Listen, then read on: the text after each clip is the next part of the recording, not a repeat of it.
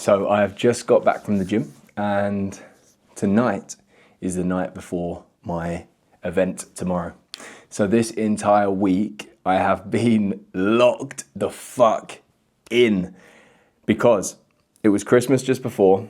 I had this event, there's 30 people, coaches, aligned creators coming down tomorrow for a 2-day business mastermind that I'm running. Tomorrow's Friday, by the way. Monday I started preparing everything. I'm always last minute anyway, but because of Christmas and everything else, this is like double last minute. And I put a lot of pressure on myself for these events. This is the biggest one I've done. 30 people coming down, around that at least. 2 days, usually I only do one. I'm really excited now. This week has been challenging, doing normal business stuff because it's the start of the year. There's a lot of work to be done anyway. And prepping this entire event, I've got no guests, all me, and then one guest actually running a breathwork thing for an hour, which is going to be really good. Anyway, I wanted to start this vlog here. I've chosen to just film the thing, and this year I'm going to film a lot more of just my journey, what I'm doing. It's going to be fun. But I decided to start the vlog here because it's crazy, man. Like this whole week I've been preparing this and I've felt like a mad, crazy artist, and I kind of love it. Like this whole week I have felt tension in my body. I have felt overwhelm and stress. Not that I didn't like it, like I wasn't finding it a negative thing, but overwhelm and stress because I was holding all these ideas and these visions of what I want for people and what I want for the event concurrently on one go. And at the same time trying to understand how I could make it a reality, and also deciding on that vision and then how to make it it's been so draining. But every day there was one insight a day basically that made each day everything came together. And today, it's Thursday today, the event's tomorrow. Today, the work block, everything just clicked. All of these ideas just finally clicked together and it all made sense. It was so cool to feel and to see. And then I went to train, I went to the gym, and I just had all this fucking life force flowing through my body, like nervous energy, but life force. Like I could feel alive. I was in between sets, like I couldn't help but move. I can feel it in my solar plexus, this energy. And one of the things I used to always say in my last coaching business, was like a men's coaching business, was a man's growth and development is optimized at his edge, not in the comfort zone where nothing happens, but also not thrown completely into the deep end. It's at his edge of his comfort, the edge of his competency, and the edge of his fears.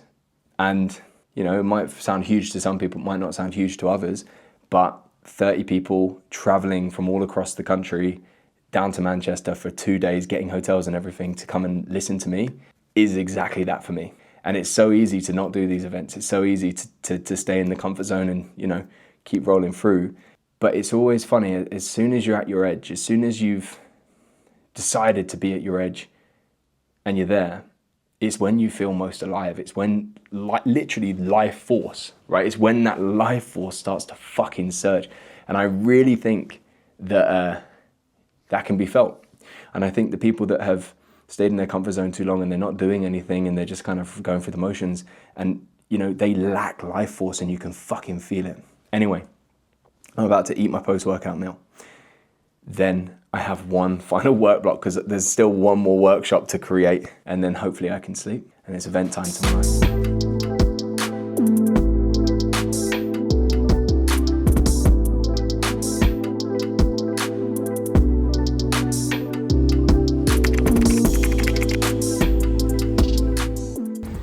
Okay, it is time. Just walking down to the event now. Actually, slightly late for my own event, but should be good. Feel like 10% like I'm about to go into a fight. How I used to feel when I was boxing.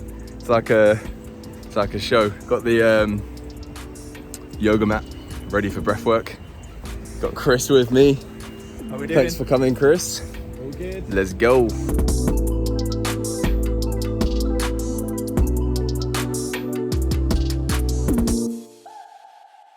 It took me 4 years to make my first 10K per month, and that was in 2020. So 4 years of grafting from my mum's house, you know, to get there. And again, a lot of the time, this is what people are trying to hit in their first year, and it's okay to try to, but because they're getting to 5K or because they're getting to 4K or because they're not making it to that, you know, 10K mark, that magic 10K number, they're falling off. They're getting anxious about ever making it or anything else. All right, so what time is it? 2 o'clock? Time has fucking flown by.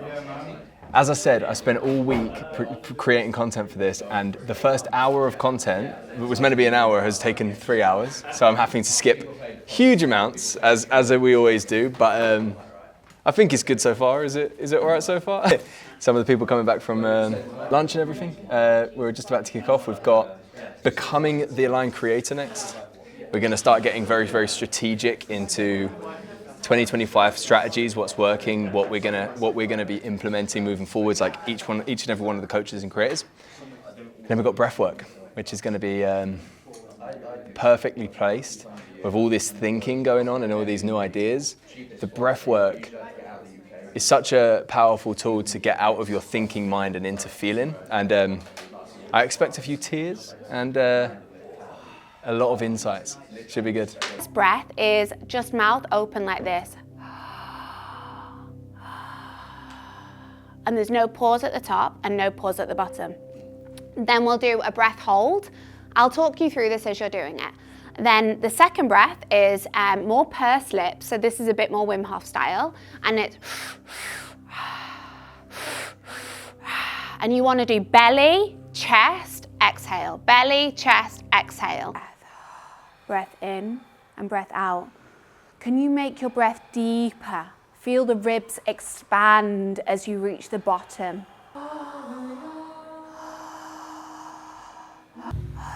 Your diaphragm expanding and releasing. Hold your breath at the top. Hold, squeeze your pelvic floor. Hold your breath on full.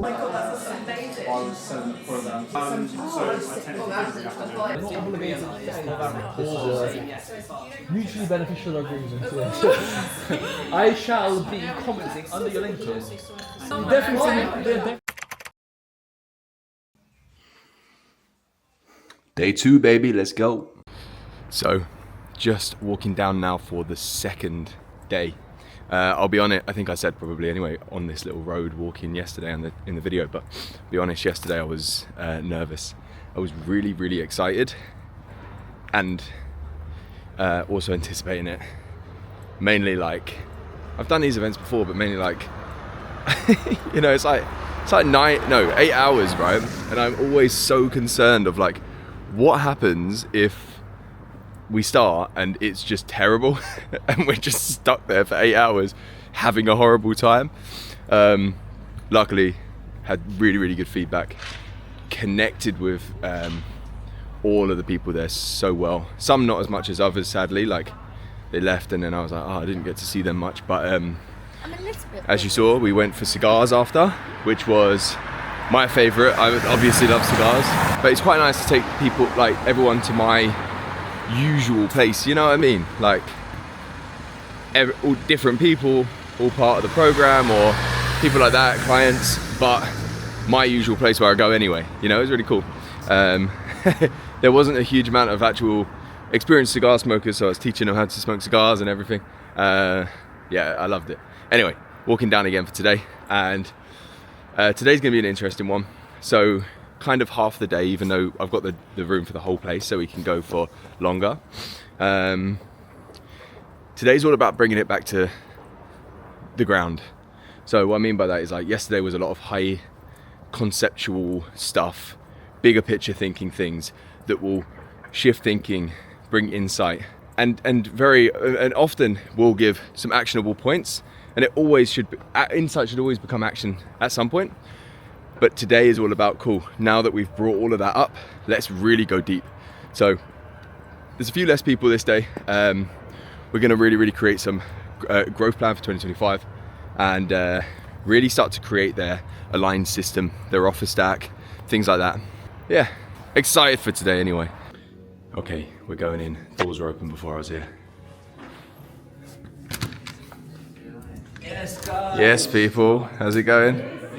Yo, yo, yo. Just getting a cheeky little pre-event coffee with, oh, we're on face mode. Isaac, How you doing? how's it going? Good, yeah, really good. So, how you find it? I'm just trying to vlog, so just let me vlog. How you finding the event, Isaac? Yeah, good man. Really good, really good.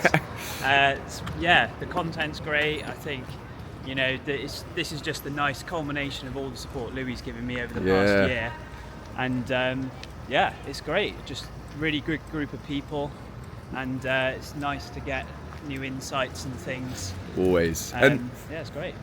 would you mind talking a little bit about how did we change your business so far? What's been going on? Yeah, of course. So biggest thing for me, so I try not to get run over. Yeah, we'll try. This is going to be the Biggest thing for me riskiest testimonial. is, as Louis says about the multi-tier offer, like I always have one program, one price point, and it stopped. When it worked, it was great, but when it didn't, it added so much pressure. It really made business not enjoyable. And kind of Louis' multi-tier offer, he helped me implement that, and it's just made business so much more enjoyable. I've signed up so many more clients because of it, and it just means that when I'm actually chatting to clients, it's such a person-first approach, because I'm meeting their needs with what tier is specific. And it's also, it's allowed me to sign up much more, way more clients as well. It's always nice. A multi-tier system's just been absolutely Just try and cross. game-changing for me. Hey, thank you. And I've doubled my recurring revenue because of it.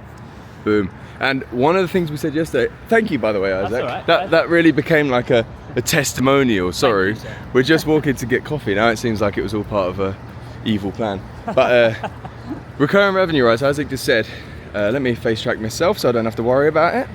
Isaac just said, right, doubled recurring revenue.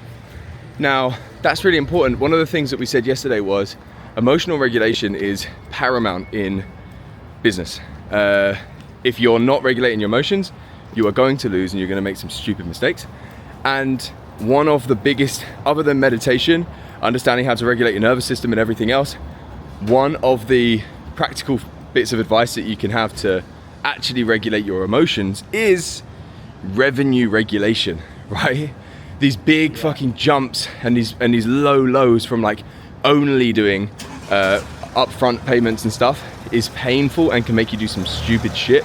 So stacking that recurring revenue where you can is very, very useful. Anyway, we are gonna lock back into the event now. See you on the other side.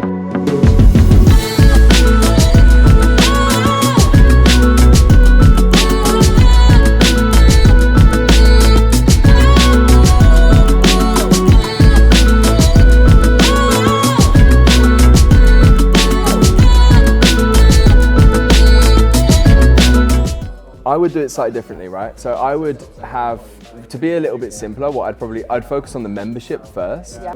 Every single one of your opt-ins are from Instagram, aren't they, pretty much? What often happens is the relationship is built on email, because the emails just keep coming through, but then people will DM you on Instagram a lot of the time. Has anyone else done that to anyone? Never replied to any of your emails. Yeah, but you read them. Never reply to an email. Yeah. True, actually, yeah. Do you? Oh, see, I never would. But you read them, right? I'll read them. Yeah, And When we know where we're trying to go by the end of the year, and then we've got, okay, all I need to actually grow by is this much every single month to actually get there. When we look at that longer time horizons, we stay so much more emotionally stable. So that is it. The event is finished. 2 days wrapped up, and it's quite a funny situation right now that I'm in. We stuck around for I truly love this shit. We went over on pretty much every single time frame we could possibly go over on, every single kind of like moment, you know, like blocks in between breaks. The day itself we went over by loads, and then even at the end there, we just stuck around on this table with like 4 or 5 of us and just continued to work on this stuff. But I'm in a really funny situation now. Everyone's gone home. My brain's fried. But I'm in this situation where I'm like, what do I do now? It's done. What do I do now? Literally, my whole existence for the last 7 days has been based on this event. So it's Saturday today. Yesterday was Friday. The Friday before I booked the venue. So that was how last minute things were. I booked the venue 7 days before. On Saturday I was working on something, and then on Sunday I was buying new clothes for the event, because I never really buy clothes, especially my shoes, because everyone says that I wear the most disgusting old battered trainers, so I gave into peer pressure and got some new ones for the event. And from then, Monday, Tuesday and Wednesday and Thursday was just locked in creating the content for the event, around just like everything else to keep the my business and my life just me alive, and creating the event stuff. And honestly, it was very, very, I was busy as fuck. And now I've got to the end. My whole life has been based around this event for the last 7 days. I'm here. I'm like, everyone left, and I thought, what do I actually do now? I didn't plan this far ahead. I'm like, what's next? I don't even know. I don't know what to do. Anyway, so I thought, let me do a YouTube video. Let's keep going. What's wrong with me? But man, I'm feeling good after that. Honestly, the event was so cool. This is the biggest event that I've done. There was meant to be 32 people. I think there was a few less. There was a couple of dropouts and stuff. But honestly, it's after moments like these that I start to just step back and reflect. I've had a few events like this and things like this, right, where I can step back and I can just reflect on like, wow, like just what's been created over time, you know? Because I remember I've been in this game now for 8 or 9 years, and I remember the first events I was ever going to. I remember people thinking it was weird because I was younger and no one else was doing this at this point that I knew. People thinking it was weird that I was, you know, waking up really, really early, traveling down to London or wherever it might have been to go to events, investing in myself and stuff like that, being in these rooms, feeling like the tiniest, smallest fish in rooms like these, you know, feeling completely out of my depth. And ever since then, you know, constantly staying in this track, investing in myself, and now, you know, today, running one myself with people coming to listen to me, only because, you know, this couldn't have just happened. It happened because that 8 or 9 years, what I was teaching over this weekend has been a culmination of literally that 8-9 year journey of me putting the effort in and coming to these places. So like I said, it's just always in these moments I step back and I think, wow, what a cool ride this is, and this is being, you know? This is what creation is all about to me, you know, being an aligned creator, but just the philosophy of creation as a whole. It's not just creating one thing or one bit of content or an idea. This is all, we are all creative beings, and we are all creating every single day. We're creating our life. I didn't know 9 or 8 years ago when I went to my first event that I was creating this, you know? I didn't know that, but I was. And that is what it's all fucking about for me, creating. You know, we're just about to go into 2025 right now, and that's a fucking good question to ask yourself. Like, you are a creator. What do you want to create? What do you want to create this year? What do you want to create this decade? All of it.